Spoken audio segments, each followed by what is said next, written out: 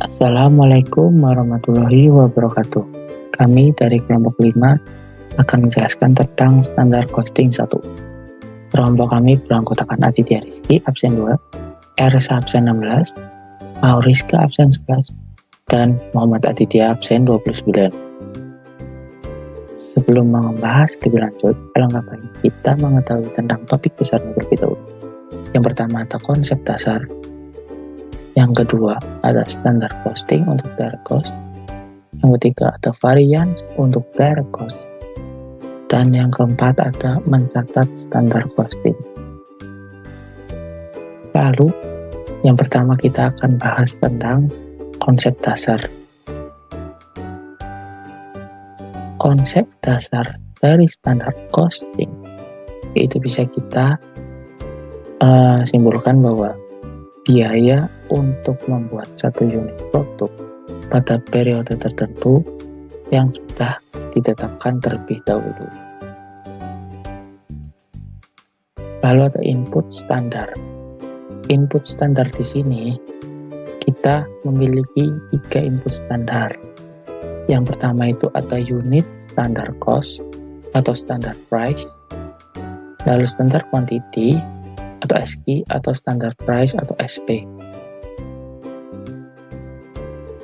Lalu setelah kita mengetahui konsep dasarnya, sebenarnya apa sih manfaat dari standar costing? Manfaat dari standar costing itu adalah yang pertama itu bisa membuat budget, lalu mengontrol cost dan mengukur efisiensi, memudahkan prosedur penetapan biaya dan pembuatan laporan biaya, menetapkan cost material, dan menetapkan harga penawaran dan harga jual. Selanjutnya kita akan membahas direct material variance, yaitu variance yang terjadi karena ketidaksesuaian standar yang telah ditetapkan dengan kondisi yang sesungguhnya. Untuk dapat mengetahui penyebab terjadinya variance, kita perlu menganalisis berbagai macam faktor yang mungkin terjadi. Material variance dibagi menjadi 4 macam, yaitu material purchase price variance, material price usage variance, material inventory variance, dan material quantity usage variance.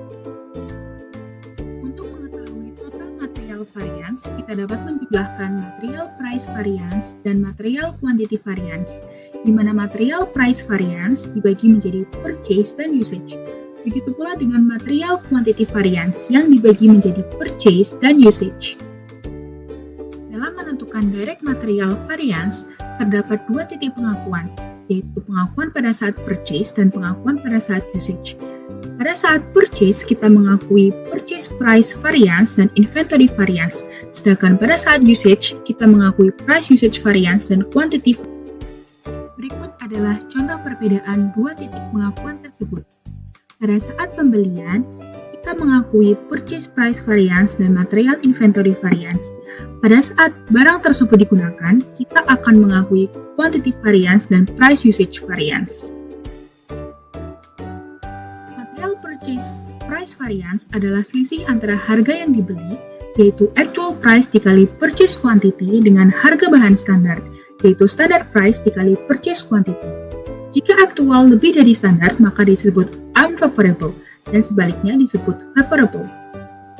Selanjutnya adalah material price usage variance, yaitu selisih antara harga bahan yang digunakan, yaitu actual price dikali actual quantity dengan harga bahan standar, yaitu standard price dikali actual quantity. Untuk menentukan unfavorable atau favorable masih tetap sama dengan cara. Material inventory variance adalah selisih antara jumlah bahan standar yang dibeli dengan jumlah bahan standar yang digunakan. Maka rumusnya adalah actual quantity dikali standard price dikurangi purchase quantity dikali standard price. Jika actual purchase melebihi actual usage, maka unfavorable, dan sebaliknya favorable. Selisih antara jumlah bahan yang digunakan dengan jumlah bahan sesuai standar yang diperkenankan disebut material quantity usage variance. Di sini kita harus menentukan quantity standard load sebelum mencari material quantity usage variance. Setelah kita menemukan quantity standard load, kita dapat mencari material quantity usage variance dengan cara actual usage quantity dikali standard price dikurangi quantity standard load dikali standard price. Jika actual usage melebihi actual standard load, maka unfavorable, dan sebaliknya favorable. Materi selanjutnya adalah Standard Cost Accounting for Materials.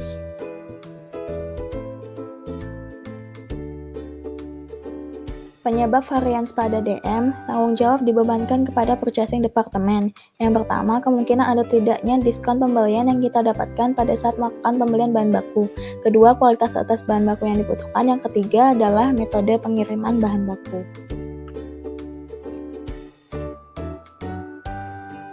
Selanjutnya, tanggung jawab dibebankan kepada Production Department. Yang pertama, adanya tenaga kerja yang kurang terlatih sehingga kemungkinan terjadi keborosan.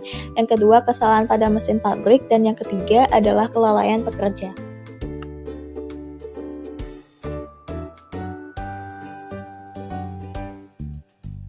Pada Standard Cost Accounting for Materials, terdapat 3 metode dalam pencatatannya yang telah dijabarkan sebagai berikut.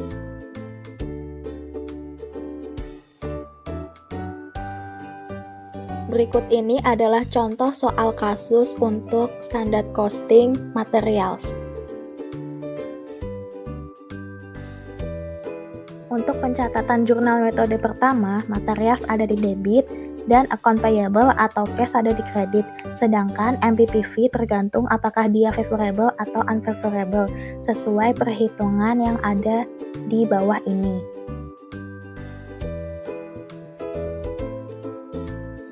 Ketika ada permintaan produksi, maka jurnalnya WIP di debit, materials di kredit, sedangkan MQV tergantung apakah dia favorable atau unfavorable sesuai dengan perhitungan di bawah ini.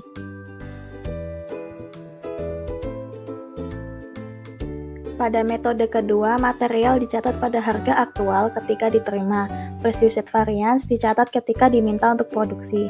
Pada saat dibeli, jurnalnya adalah materials terhadap account payable atau cash sebesar aktual unit purchase dikali dengan aktual price-nya.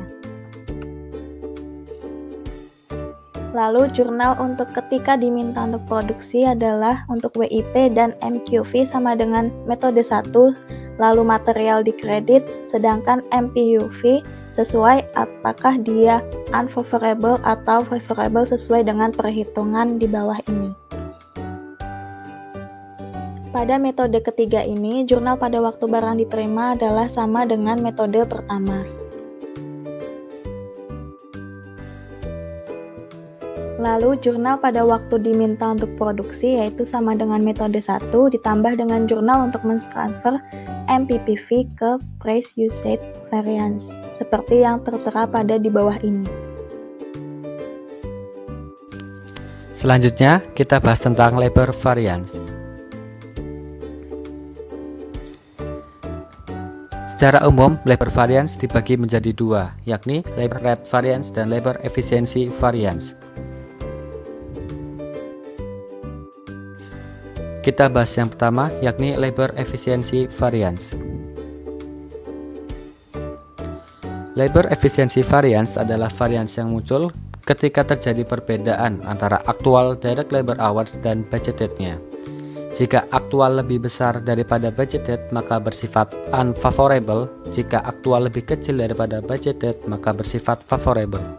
Untuk menghitungnya, kita dapat mengurangkan aktual direct labor hours dengan budgetednya dan dikalikan dengan labor rate.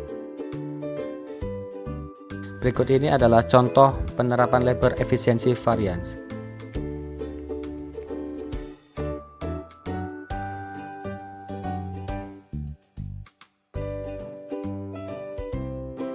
Dari soal, diketahui budgeted 40 hari, aktual 30 hari. Maka kegiatan ini bersifat favorable karena aktual lebih kecil daripada budgetednya. Untuk nilainya, aktual kurangi budgeted 10 dikali labor rate 50.000 akan ketemu 500.000 bersifat favorable.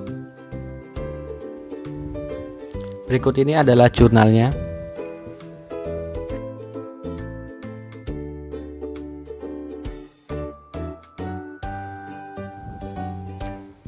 Selanjutnya, kita akan membahas tentang labor rate variance. Labor rate variance adalah variance yang muncul ketika terjadi perbedaan antara actual labor rate dan budgeted labor rate. Jika aktualnya lebih besar daripada budgeted, maka bersifat unfavorable, sedangkan jika aktualnya lebih kecil daripada budgeted, maka bersifat favorable. Untuk menghitungnya, kita dapat mengurangkan aktual labor rate dikurangi dengan budgeted labor rate, dan selanjutnya kita kalikan dengan direct labor hours. Berikut ini adalah contoh penerapan labor rate variance.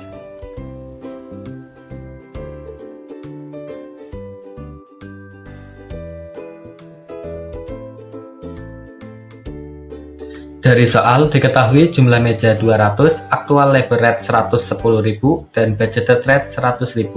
Kegiatan ini bersifat unfavorable karena aktualnya lebih besar daripada budgeted. Untuk nilai variannya 10.000 dikali 200 meja akan berhasil 2 juta. Berikut ini adalah jurnal untuk labor rate varian.